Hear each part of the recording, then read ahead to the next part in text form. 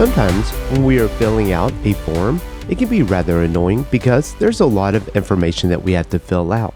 If we have a file that we are uploading, it would be really nice if we could just upload that file and then the form would be filled out automatically. It's not always perfect, so you would need to review and edit as necessary, but this process can help us save a lot of time, as it is a lot easier to just review this information than it is to type it all out.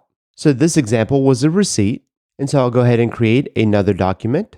We'll choose another file, and this is just a sample file that I found online, and again, it filled it out as best as it could.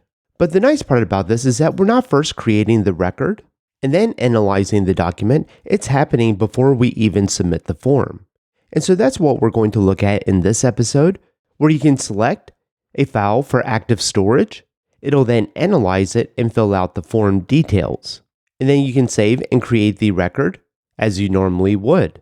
And to do this, we are going to be using a stimulus controller. We are going to be working primarily with PDF files. So we'll read the PDF, send that information over to an AI agent, and then the stimulus controller will receive that response and then fill out the form fields. And did you know that you can go to railsstore.com to get your own Ruby on Rails t-shirt or your Drift and Ruby t-shirt? To watch this full episode and more videos, visit driftandruby.com and subscribe to the Pro membership.